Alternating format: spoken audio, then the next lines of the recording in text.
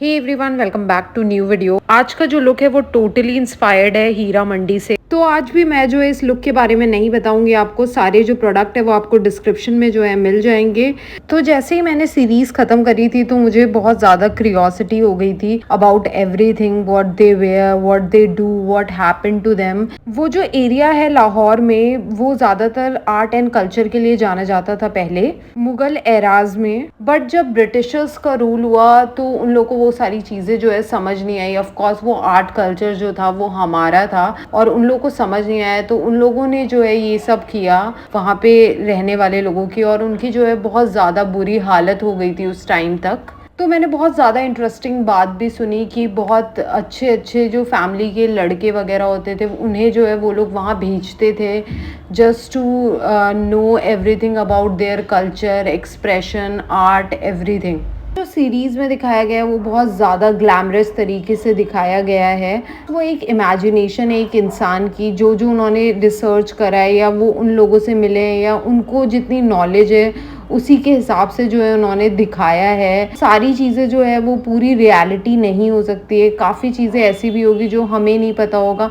और अभी मैं भी जो कर रही हूँ वो यही है कि मैं भी इंस्पायर्ड हुई उनके लुक से और उनके कपड़ों से। मतलब this is not exactly like जो उस टाइम पे वो लोग पहनते होंगे, बट अभी जो संजय लीला भंसाली ने जो दिखाया हमें एज अ टीवी शो और सीरीज़ जो भी दिखाया गया, हम उससे इंस्पायर्ड हुए कि मे बी हम भी जो है उसे इमेजिन कर पाए कि हाँ शायद यही होता होगा और वो लोग जो है ऐसे ही कपड़े पहनते होंगे और वो ऐसे ही दिखते होंगे। बिकॉज़ उसमें जितनी भी कास्टिंग थी वो बहुत ज़्यादा ब्यूटीफुल थी और सब लोग इतने ज़्यादा ब्यूटीफुल लग रहे थे। सो मुझे अदिति का कैरेक्टर जो है बहुत ज़्यादा अच्छा लगा, क्योंकि एक तरफ जो है वो डांस वगैरह भी कर रही थी और दूसरी जगह जो है वो एक क्रांतिकारी भी थी, which is like so beautiful. मतलब एक इंसान के दो वर्जन बहुत ज़्यादा ब्यूटीफुल थे और मतलब बिल्कुल अलग, वो बिल्कुल डिफरेंट हो जाती थी। वहाँ पे बिल्कुल डिफरेंट होती थी, वहाँ पे बिल्कुल डिफरेंट होती थी। बहुत ज़्यादा ब्यूटीफुल था एज अ कैरेक्टर देखना। नेक्स्ट आती हूँ मैं आलमज़ेब पे। काफ़ी सारी जो रील है मैंने देखी है इंस्टाग्राम पे जहाँ पे लोग कह रहे हैं कि बिल्कुल बेकार एक्सप्रेशन दिए, ज़्यादा अच्छे एक्सप्रेशन नहीं दिए, वो एक्सप्रेशन लेस थी। बहुत सारे लोगों का मैंने देखा मिक्स ओपिनियन था उसके लिए। बट मुझे जो है उन दोनों की, जब वो दोनों साथ में होते थे उनकी केमिस्ट्री बहुत ज़्यादा अच्छी लगी। और मतलब मुझे जहाँ तक लगा कि वो बहुत ज़्यादा शांत टाइप की लड़की थी, उसे ज़्यादातर जो है अपनी पोइट्री में ज़्यादा इंटरेस्ट था, इसलिए शायद वो ज़्यादा बात नहीं करी थी। और एक्सप्रेशन की बात है which is little true also. और मुझे उसका जो लुक है वो बहुत ज़्यादा अच्छा लगा।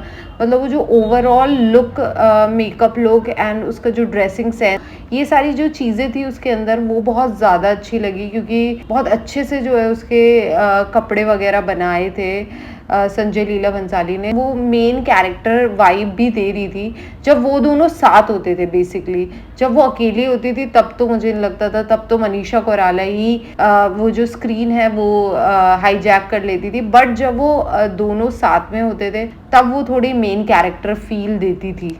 Richa Chadha character is so beautiful. मतलब बहुत ज़्यादा दर्द हुआ उसको देख के, literally I feel so sad when she डायर्ड। और इतना डार्क हो गया ना, और मुझसे देखा ही नहीं जा रहा था उसके बाद। तो वो जो बिट्रेयल था ना वो फील हो रहा था, मतलब उसके इमोशन में। और मुझे बस ये लग रहा था कि काश उसका जो कैरेक्टर था वो और थोड़ा ज़्यादा होता, क्योंकि वो बहुत ज़्यादा अच्छी लग रही थी स्क्रीन पे और इतना अच्छा लग रहा था उसको देखने में कि मेरे को लग रहा था कि यार थोड़ा बहुत और होता, मज़ा आता। And Tajdar is so handsome, he looks so good on screen, और उसकी बढ़ती हुई फ़ैन फॉलोइंग से भी पता चल रहा होगा। सो मैंने ऑलमोस्ट जो भी मुझे कैरेक्टर अच्छे लगे उन सब के बारे में जो है वो मैंने बात कर ली है। तो उस टाइम पे जो हीरा मंडी में जो औरतें रहती थी उन्होंने काफ़ी सारा जो है कंट्रीब्यूशन हमारी देश की आज़ादी में भी करा है। उन्होंने जो है फाइनेंशियली जो है बहुत ज़्यादा सपोर्ट करा था जितने भी क्रांतिकारी थे, और उन सारे लोगों को जो भी जो है हमारे देश के लिए लड़ रहे थे उनको छुपने की भी जो है जगह दी थी उन लोगों ने। वो लोग जो है ब्रिटिशर्स की जितनी भी इंफॉर्मेशन होती थी वो सारे क्रांतिकारियों को देते भी थे। और इसी तरह उन लोगों का भी बहुत बड़ा हाथ था हमारे देश को जो है उस टाइम पे आज़ाद करने के लिए। और अभी जो है हम लोग जितना भी इंजॉय कर पा रहे हैं और जितनी भी अच्छी अच्छी चीज़ें देख पा रहे हैं, और हमारा देश जो है इतना आगे बढ़ा है, उसमें बहुत सारा कंट्रीब्यूशन जो है उन लोगों का भी है, तो हमें ये कभी भूलना नहीं चाहिए। सो मोस्टली हमारी कंट्रीज़ में जो मूवीज़ बनती है वो मेल को ही ग्लोरीफाई करके दिखाते हैं कि उन्होंने ही जो है हमारी कंट्री के लिए सब कुछ करा है, but female is also a big part in the freedom. So बहुत सारी औरतों ने भी अपनी जान जो है दी है हमारे देश को जो है आज़ाद कराने में, तो हमें उसे भी ग्लोरीफाई करना चाहिए, और वुमेन ओरिएंटेड मूवीज़ को भी उतना ही अप्रिसिएशन मिलना चाहिए जितना जो है मेन ओरिएंटेड मूवीज़ को मिलता है। Now world is changing, everyone is equal, man and women are equal. और ये जो चीज़ है हमें अपने घर से ही स्टार्ट करना चाहिए, तभी वर्ल्ड जो है वो बेटर प्लेस होगा दोनों लोगों के लिए, दोनों जेंडर्स के लिए। सो मेरा ये एक छोटा सा ट्रिब्यूट है उन औरतों के लिए जिन्होंने हमारी कंट्री के लिए जो है अपनी जान दी है और बहुत कुछ किया। So hopefully you enjoy this video. If you like it, please like, share and subscribe my channel.